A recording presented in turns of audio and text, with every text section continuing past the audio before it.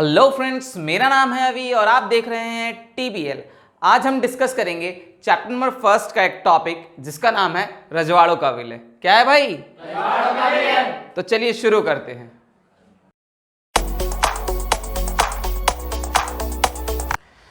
तो फ्रेंड्स, अब हम डिस्कस करेंगे रजवाड़ों का विलय।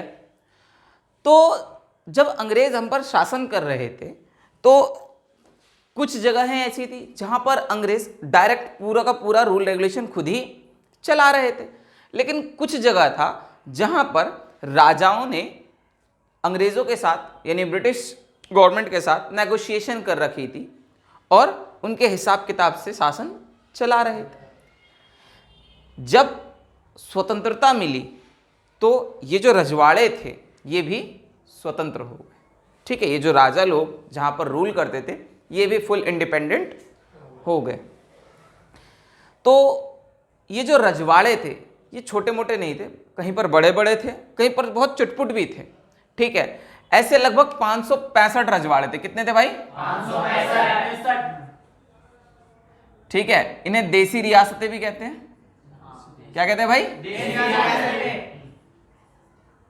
देसी रियासतें और रजवाड़े भी बोलते हैं। क्या बोलते हैं भाई? रजवाड़े। अब उस समय मैंने कहा लगभग 565 जो है रजवाड़े थे यानी देसी रियासतें थी।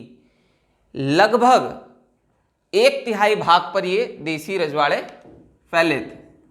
1/3 भूभाग पर जो है ये रजवाड़े थे और हर 4 में से एक नागरिक, क्या मेरे भाई? 4 में से एक जो व्यक्ति था वो किसी ना किसी जो है देसी रियासत का नागरिक या देसी रियासत का बंदा था। तो आप देख सकते हैं कि कितना वाइड जो है ये पूरा देसी रियासतों का नक्शा है। ठीक है जी, समस्या क्या आई? बात करेंगे अब हम समस्या की। किसकी भाई? समस्या। ठीक है, समस्या ये आई जब ब्रिटिश गवर्नमेंट ने स्वतंत्रता की घोषणा करी तो उन्होंने इन देसी रियासतों को भी स्वतंत्र कर दिया। पहले देसी रियासतें किसके अधीन थी? ब्रिटिश सरकार के। लेकिन अब क्या कहा कि आप चाहें तो पाकिस्तान में मिल सकते हैं, चाहें तो भारत में मिल सकते हैं और चाहें तो अपना स्वतंत्र अस्तित्व भी बना सकते हैं। ठीक है, तो सीधा ऐसे ही बोलते ही थोड़ा सा लालच आ गया। ठीक है, लालच आ गया कि भाई अब हमारा खुद का देश होगा। हालांकि छोटे जो बहुत छोटे छोटे थे वो ये सपना नहीं देख सकते थे। अब जैसे अगर मैं सौराष्ट्र की बात करूं,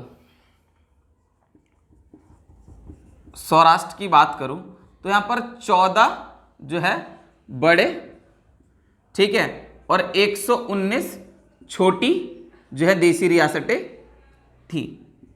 ठीक है मेरे भाई।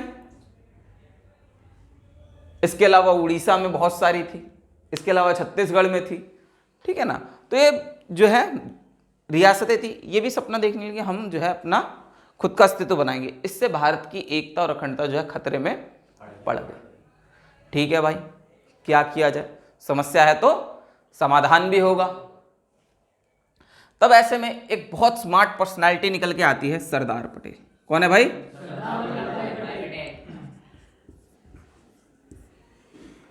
और इनके साथ एक और थे, वो थे वीवी मेनन। कौन थे भाई? मेनन। दोनों ही बहुत स्किल्ड थे। सरदार पटेल के बारे में अगर मैं बताऊं, पेशे से वकील थे, बातचीत कूटनीति में बिल्कुल माहिर थे।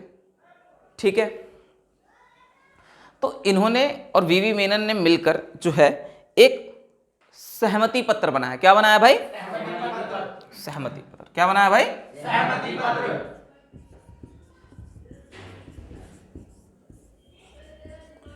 जिसे कहा इंस्ट्रूमेंट ऑफ एक्सेशन। क्या कहा भाई? तो भाई सहमति पत्र बना, इंस्ट्रूमेंट ऑफ एक्सेशन। क्या था भाई ये? इसे हिंदी में विलय पत्र बोला है। क्या क्या बोला है? विलय पत्र। अब ये विलय पत्र क्या है भाई? मतलब ये कागज था जिस पे साइन लिए गए राजाओं के, ठीक है, और इसके बाद जो राजा थे वो भारतीय संघ में शामिल हो गए, ठीक है। अब दिक्कत क्या थी? राजा लोग छोड़ना नहीं चाहते थे, ठीक है भाई, उनको उनके अपने निजी लाभ थे, ठीक है। राजा ज़्यादातर मौज में ही रहते थे, ठीक है, और कुछ कुछ राजा जो थे उन्होंने बहुत अच्छे से अपना शासन व्यवस्था को कायम कर रखा था, ठीक है। उनके पास खुद के संचार तंत्र थे, यातायात था, ठीक है, डिफेंस सिस्टम था और बाकी सारी चीज़ें। तो सरदार पटेल और वीपी मेनन ने जो है बड़ी ही समझदारी के साथ जो है एक एक देसी रियासत के राजा से मिले, ठीक है, और उनसे भारतीय संघ में शामिल होने के लिए इस विलय पत्र यानी इंस्ट्रूमेंट ऑफ एक्सेशन पे साइन ली और बड़ी ही सरलता से इस काम को अंजाम दिया। लेकिन इतनी भी सरलता नहीं थी, ठीक है, कई बार धमकियां वगैरह भी देनी पड़ी। जैसे भोपाल था, भोपाल जो है थोड़ा तेज चल रहा था, तो सरदार पटेल ने उन्हें धमकाया भी।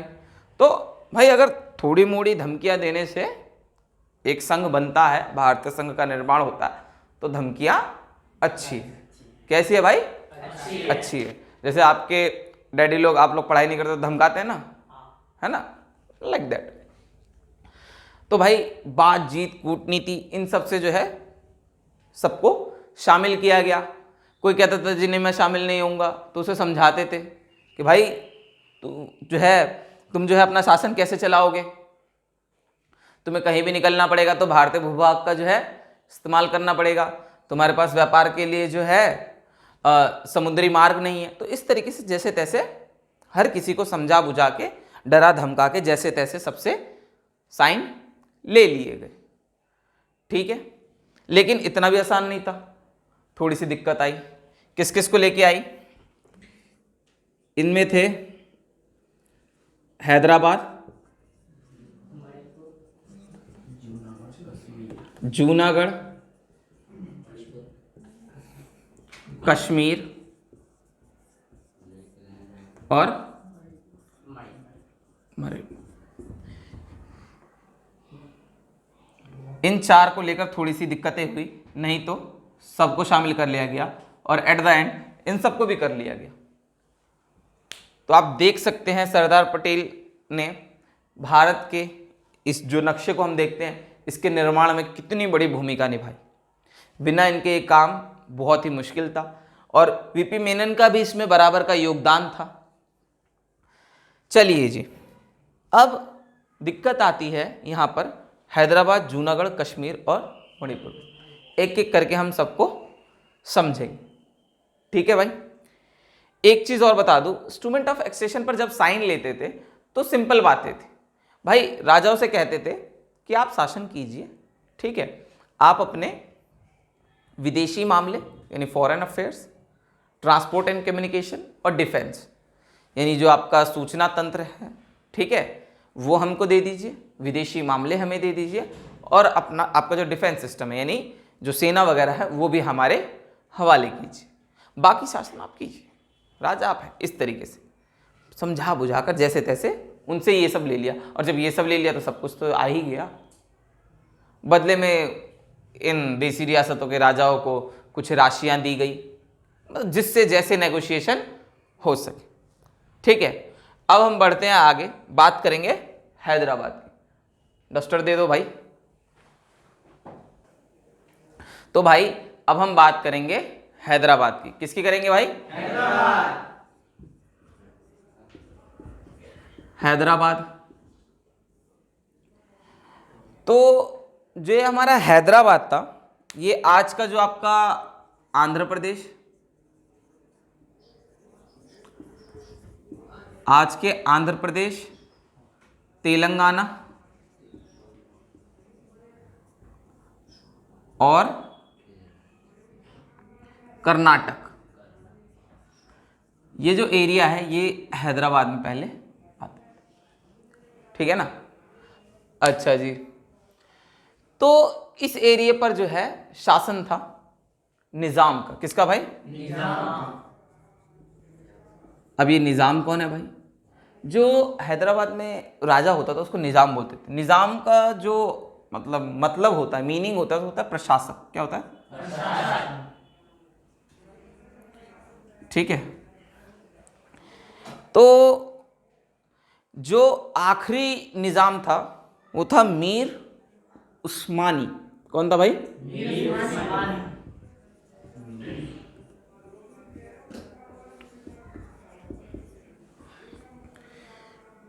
भाई हैदराबाद जो था उसने सोचा कि मैं अपना इंडिपेंडेंट जो है वजूद बनाऊंगा, अपने को स्वतंत्र रखूंगा, ना तो पाकिस्तान में मिलूंगा और ना ही भारत में मिलूंगा। ठीक है, लेकिन मैं आपको बता दूं पहले हैदराबाद के बारे में थोड़ा सा। हैदराबाद बहुत ही इंपॉर्टेंट था, कोई छोटा मोटा नहीं था। ठीक है, अगर हम बात करें पॉपुलेशन के हिसाब से या फिर बात करें जीडीपी के हिसाब से, तो ये बहुत ही इंपॉर्टेंट स्थान रखता था भारतीय संघ में। ठीक है, यहाँ की 80% पॉपुलेशन थी हिंदू। कैसी थी भाई? हिंदू। कैसी थी? हिंदू। जबकि 20% थे मुस्लिम्स। ठीक है, लेकिन शासन, सेना, हर जगह मुस्लिम लोगों का दबदबा था। एक बात। दूसरी बात, यहां पर रजाकार होते थे। कौन होते थे? रजाकार। अब ये रजाकार कौन है? रजाकार जो है इसकी सेना को बोला जाता था, निजाम की सेना को। और इन रजाकारों को लीड कर रहा था कासिम रासफी।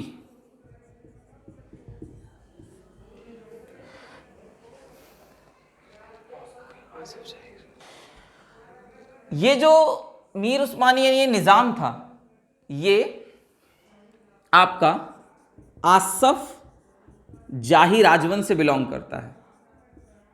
अब ये क्या है भाई? जब औरंगजेब 1707 में मरा, तब आसफ जाही ने जो है अपने आप को इंडिपेंडेंट घोषित कर दिया। ये जो है औरंगजेब के अंडर ही था, रूल करता था इस एरिया में। लेकिन जब औरंगजेब मरा तो इसने अपने आप को जो है स्वतंत्र वहां का राजा घोषित कर दिया। उसके बाद हमारा जो आखिरी निजाम था वो ये था, मीर उस्मानी। ठीक है, आखिरी निजाम। ठीक है भाई। अब मीर उस्मानी है भाई,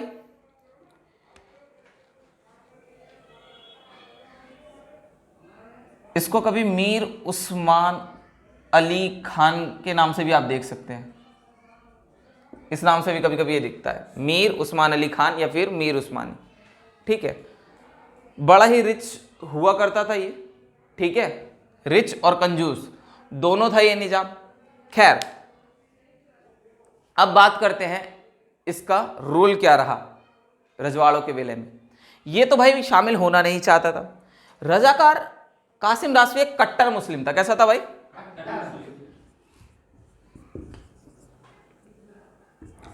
कट्टर मुस्लिम था ये, और ये चाहता था कि किसी भी शर्त पे जो है हिंदुस्तान में विलय ना किया जाए। निजाम भी इसी खोपड़ी का था। निजाम ने यहां तक कि जिन्ना से कहा कि अगर हम भारतीय संघ पर आक्रमण करेंगे तो क्या आप हमारा साथ देंगे? तो भाई जो है जिन्ना ने कह दिया कि नहीं, मैं थोड़े से जो है रिच लोगों के लिए इस रिस्क को नहीं उठाऊंगा।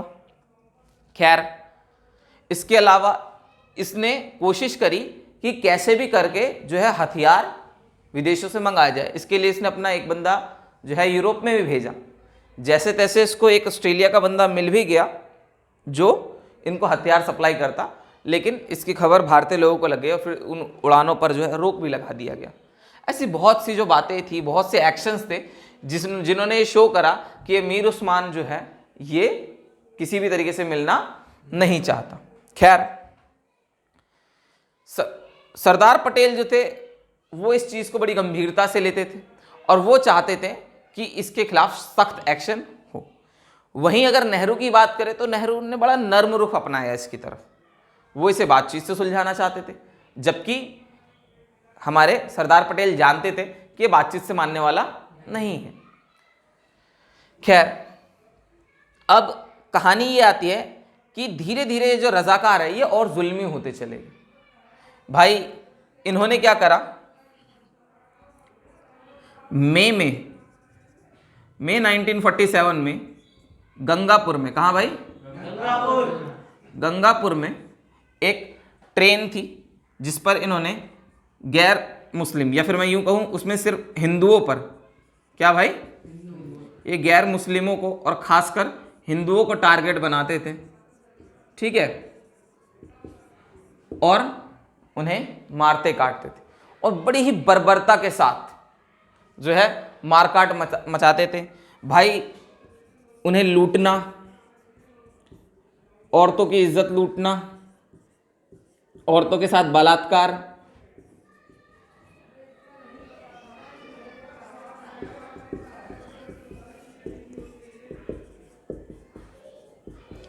औरतों के साथ बलात्कार करना, उन्हें लूटना, इस तरीके के घिनौने काम में ये रजाकार लिप्त होते थे। और कासिम रासफी इनका प्रमुख था जिसे ये सब काम करने में बड़ा मजा आता था, ठीक है। खैर धीरे धीरे वहां पर लोगों का गुस्सा फूट पड़ा। गंगापुर की जो घटना थी इससे लोग बहुत गुस्से में आ गए और जो है बोला कि सरकार जो है ये इसके खिलाफ, निजाम के खिलाफ बहुत जो है हल्का रुख अपना रही है, बहुत ही नर्म रुख अपना रही है, जो कि सही नहीं है। खैर सरदार पटेल बैठक करते हैं कि अगर हम इसके ऊपर अटैक करते हैं, निज़ाम के ऊपर अटैक करते हैं, हैदराबाद में अपनी सेना भेजते हैं, तो पाकिस्तान का क्या रिएक्शन होगा। उसके लिए पहले ही प्री प्लानिंग की गई और अंततः हैदराबाद में सेना भेजी जाती है। तो भाई जब सरदार पटेल ने अपनी प्रिपरेशन पूरी कर ली, जब देख लिया कि हाँ अब वो एक्शन कर सकते हैं, तब सितंबर 1948, कितना भाई 1948 में सेना जाती है, वहां पर एक्शन करती है और 5 दिनों के भीतर ही जो है निज़ाम को की सेना जो रजाकार है उसे हरा दिया जाता है। चुटपुट लड़ाइयाँ होती है, सबको दबाकर निज़ाम से बिल्कुल सिंघम स्टाइल में जो है सिग्नेचर ले लिए जाते हैं। जैसे सिंघम में देखा था ना आपने, विलन से कैसे ठप्पा ले लेता, बिल्कुल समझो उसी तरीके से जो है हमारे सरदार पटेल जो है वो निज़ाम से साइन ले लेते हैं। भाई लियाकत अली जो है इस पर बैठक बुलाते कि कैसे हम भाई हैदराबाद को शामिल कर लिया, क्या हम उस पर एक्शन कर सकते हैं, लेकिन मजबूरन जो है पाकिस्तान कुछ इस पर कर नहीं पाता। हालांकि नेहरू और पटेल को लगा कि पाकिस्तान इस पर कुछ एक्शन कर सकता है, लेकिन जब 24 घंटे बीत गए तो नेहरू और पटेल ने भी चैन की सांस ली और बड़ी ही सफलतापूर्वक जो है हैदराबाद का भारत में विलय हो जाता है। ठीक है मेरे भाई, तो अभी के लिए इतना ही। अब हम नेक्स्ट जो है इसमें मणिपुर पढ़ेंगे। ठीक है मेरे भाई।